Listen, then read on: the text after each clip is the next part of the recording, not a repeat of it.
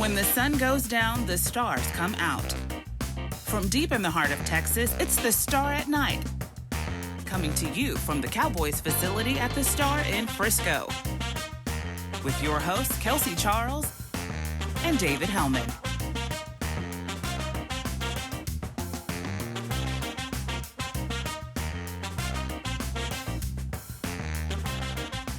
Nope, do not adjust your computer, telephone, whatever you're watching this on. We are back, and we have dug ourselves out of the tundra. Kelsey Charles, we're back doing the Star at Night. I mean, I'm not exaggerating. It was like 15 degrees at this time last week.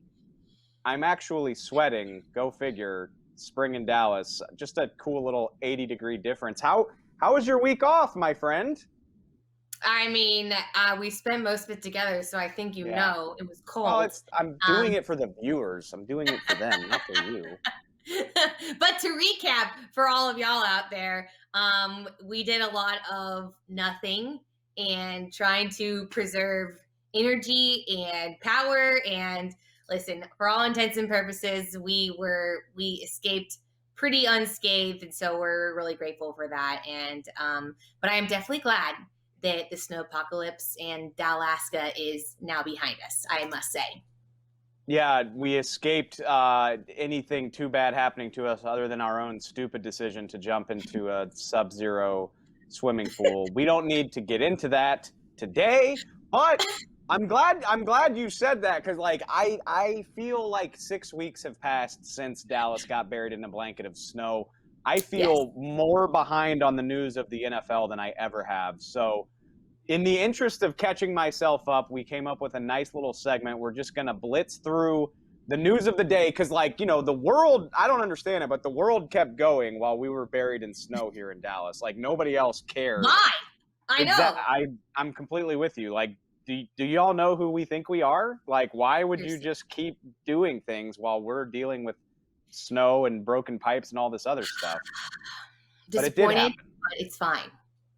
So, just jumping right into it, J.J. Watt was released by the Houston Texans last week. He is all of a sudden the biggest current free agent in the NFL.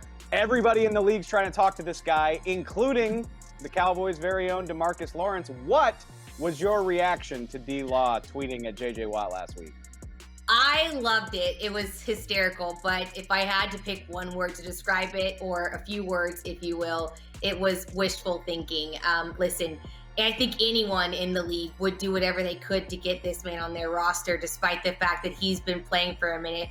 But I think at the end of the day, J.J. Watt doesn't need your money anymore. He wants a ring. So if I had to pick a place for him, I love the Cowboys. We all know this by now, but I don't necessarily think this is the best fit for him if he's trying to win immediately. There's other places that have less puzzle pieces, and him going and adding to them can go ahead and make them a contender. So love the drive, love the quick pickup of what's going on, and I'm all for it.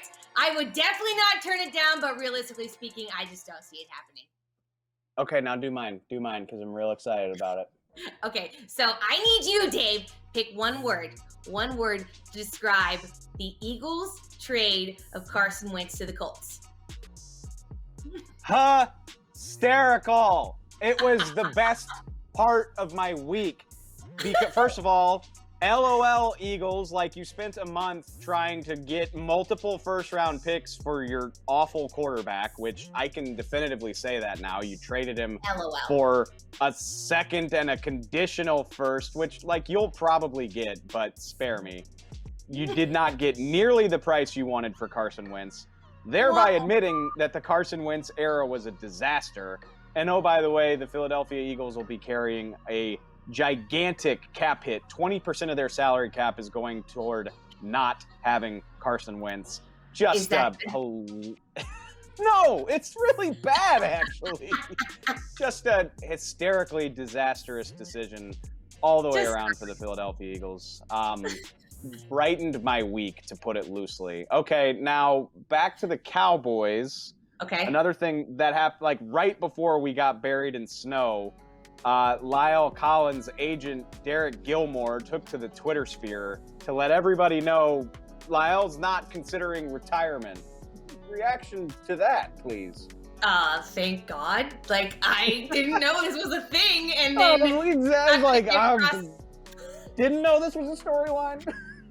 I was like, I'm very glad you clarified this. I'm terrified that this was something that you felt like you had to clarify. So, I'm choosing not to read into that, especially because he decided to go ahead and say, listen, this is not a thing. But hallelujah, amen. I need my mans back in and on the field in that lineup. Tyron Smith too. I mean, I need my O-line back, y'all. I didn't realize how much I was going to miss these guys. I am now a big boy stan. Like, this is who I am, and I'm okay with it. So, Producer Caden, clip that out, please. Listen, we're all friends here. I'm just being honest. It's good to be back. Right. Good to be back on the Star. It's good to be back. Yeah, I'm relieved. Listen, I need him in the lineup. I hear he's doing well and getting back on the field, and thank God for it, because we desperately need our mans back. All right, I want to get your thoughts on Cam Newton. We all know the Play 60 commercial from years ago. One of my all-time favorite things, just, whatever this was. Just loosening my arm. Just loosening my arm. Well, another young buck decided to loosen his mouth against Mr. Newton when he saw him on the sidelines of a 7x7 event. He had some choice words, and he was saying face-to-face to Cam. It was a lot. What were your thoughts on that? That was super annoying. One word, annoying. Cam Newton is an NFL MVP, a number 1 overall pick, and a Heisman winner. I mean, yeah, he's not the best quarterback in the league anymore, but, odds are he's accomplished way more than that kid ever will on a football field. Oh, and by the way, he took time out of his schedule to come help high school kids be better at football and maybe make it to the league. Teenagers are the worst, and that's just evidence of why. So, the guy apologized to Cam. Good for him. After, half the league jumped all over his back on Twitter, which rightfully so. These guys are under no obligation to help you make your life better, but they do it anyway because they care. And Cam Newton has been, at times, a hell of a football player and a number 1 overall pick who actually lived up to the hype. That was really annoying. I'm glad the guy apologized. I'm going to go full parent for a second and be like, this is the problem with social media. But really, truly, I feel like whatever it is, we feel empowered to speak so poorly about people. Most of the time, it's not to their face. Shoot, I've been guilty of it. And at the end of the day, guys, come on. Let's be better. We can make fun of teams. I'm trying to focus on making fun of, an overall team versus just an individual player most times. Unless your name's Carson Wentz, then I'm sorry. You're gonna hear from me occasionally. But, that's totally fair. Listen, I was kind of with you on that, so didn't love it.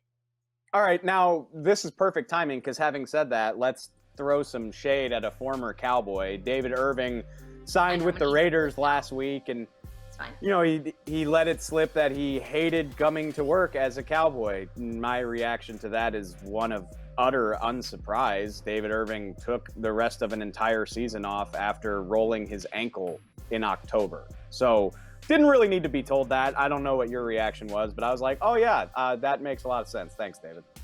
Yeah, it was irrelevant because that's what he is to me. And I don't think that I have a hard time putting a lot of credence in words like that for someone that, for what we saw in the body of work that was put on the field here, wasn't much to say. And not just that, but getting back on the field. So I didn't hear a ton of great things about what he brought to the table. And yeah, I don't want to hear it from him. I don't care.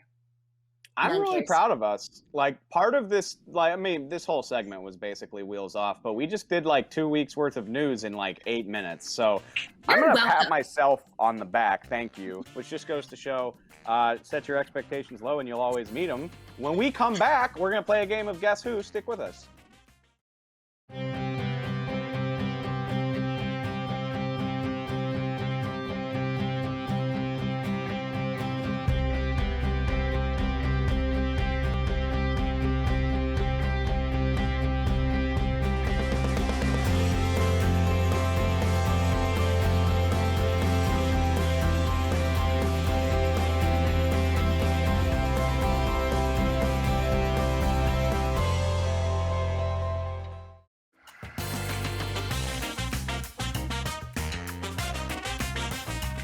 right, Dave. So producer Caden, he likes to try and make us look like fools, but he forgets that we are the A team. So he forgets that we do that plenty on our own. That's what he forgets. But go ahead. Why'd you gotta call us out? I mean, literally, it's fine. Anyways, continue to ruin my own lines, David. Thank you so much. But going back to my seamless intro that was so rudely interrupted, we are going to play a game today where we guess which free agent is being described by the stats, and then subsequently, if we think they make sense for the Dallas Cowboys team. You got it? Love it. Yes, I do got it. First one we've got up, and it's a corner. That's the one hint that we have. Cornerback, free agent, 28 interceptions. That's a lot of interceptions. I think I have a feeling who Is this our only stat line we get? Caden Gates is talking about. Yeah, Caden, what? I mean, are you going to help us out or what? There we go. Sure. No. I guess it actually could be. It's not though. It's my LSU guy. There we go. Thanks. Oh, Caden. there it is. There it is. Patrick Peterson. Actually, I adore this idea. That's how I know that the Cowboys won't do it, because they never have fun in free agency. But Patrick Peterson, love him to death. He's an all-time great Tiger. He's not the player that he was in the mid-2010s when he was going to Pro Bowl after Pro Bowl. Still a good player. Cowboys need cornerbacks. Cowboys need veteran leadership. And I also wonder if it's possible that Pat could make a transition to safety. I'm absolutely in love with this idea. Like, get him on my team. Absolutely. Do you have any idea what that would cost? Can they even afford that? They could afford it. Yeah, I mean, he's not going to break the bank at this point in his career. And honestly, somebody like Pat Pete will probably decide where he wants to go for reasons other than money. So do I think it'll happen? No. But do I think it's feasible? Yes. I'm totally on board with you too on this. I love this idea. I'm also big on the veteran leadership. We know the secondary's been struggling for a couple of years. I'd love to have someone who's been there, who's just talking up Trayvon Diggs, telling him all the ins and outs. Like, inject that into my veins. Not to mention, fun little sidebar fact for you guys. Patrick Peterson shares a marketing agent with Dak. So not that I'm like totally trying to draw connections, but I'm totally trying to draw connections. Anyways. For it. So, all right, let's go on to the next category because we are 1 for 1 now. Quarterback. Now, I already yelled at Caden about this, and I'm like, we're talking about it as a backup, right? Because it's a pretty good bet that Andy Dalton is going to leave in free agency. I guess I can't guarantee that. But Caden, we're talking about backups, I hope. Caden's not on the show. I don't know why he's doing this. Here we go. Okay. Part of a Super Bowl winning. Okay. Actually, ooh. All right. Part of a Super Bowl winning team as a rookie. Who's won the Super Bowl in the last 5 or 6 years? I was like, we've got, Jameis Fitzmagic. We've got Tyrod Taylor, Cam Newton, Andy Dalton, Dakota P. We're not going to go If he's talking about who I think he's talking about, I'm going to be mad. Show me the next clue. Uh-oh. Yeah, okay. Jimmy G? Oh, Caden? Jimmy G! Jimmy Garoppolo? Caden? Oh, it's Jacoby! Oh, he got me!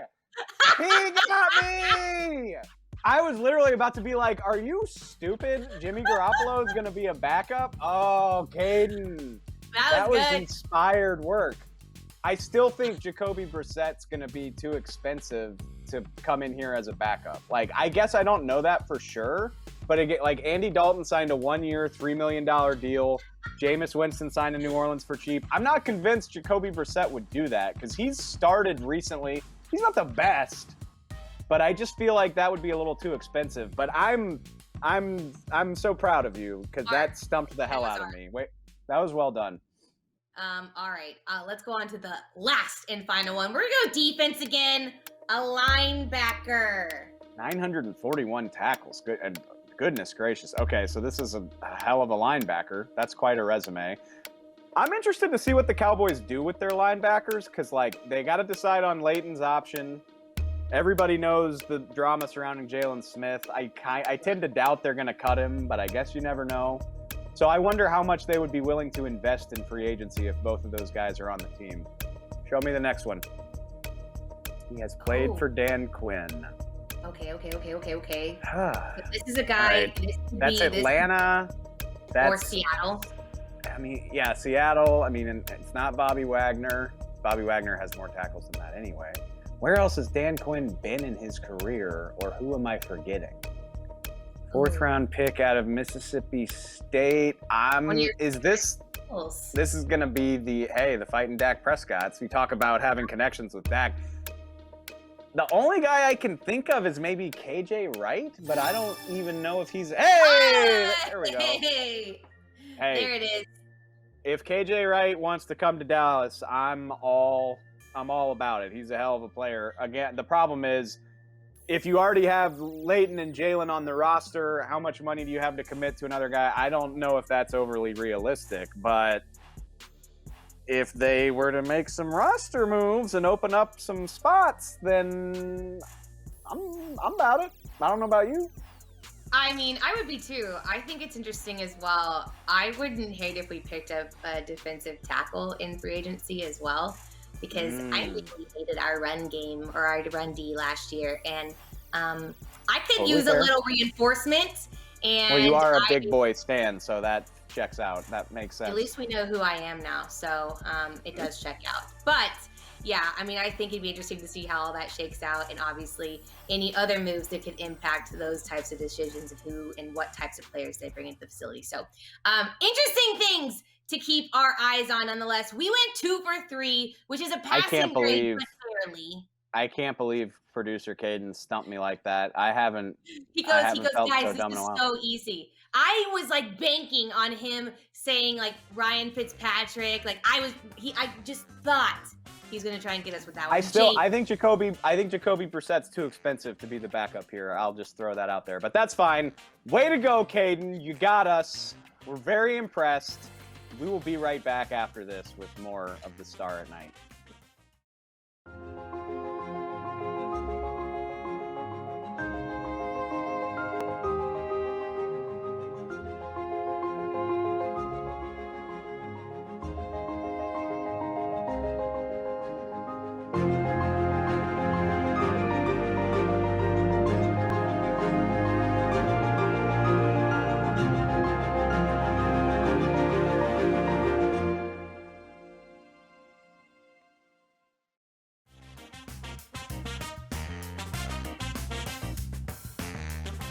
All right, Dave. So obviously last week was a tough one here in Dallas. And as if we didn't have enough reasons to love our quarterback, Dakota Prescott, well, he stepped up and gave us another one this past week. I don't know if you saw it, but he went ahead and donated 1,000 meals through the charity Our Calling, which benefits homeless individuals, some of our most vulnerable communities here in Dallas, especially in light of the storm this past week.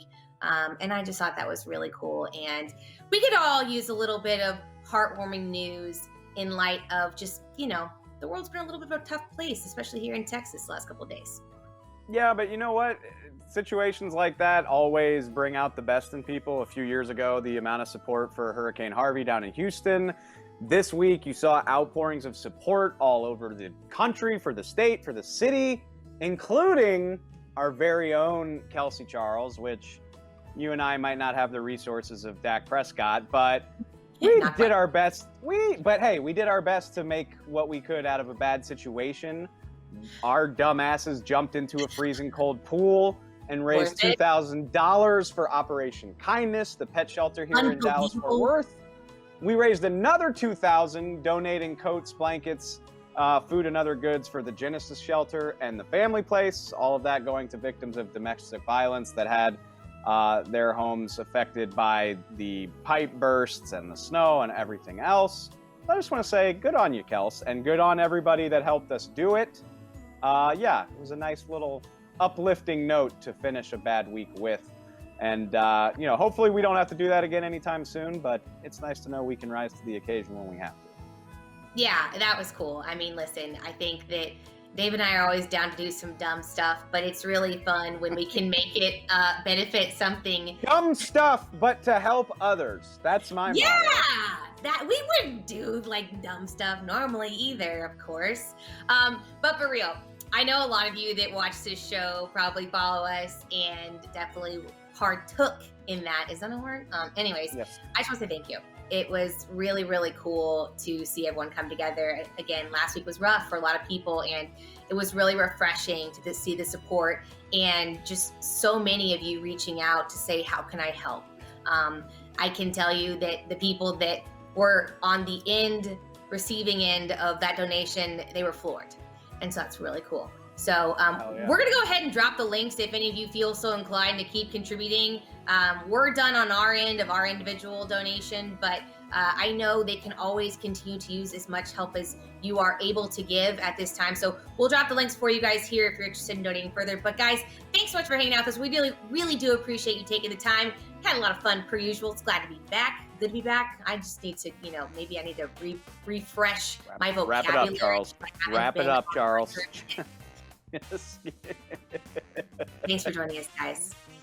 We'll see you next time.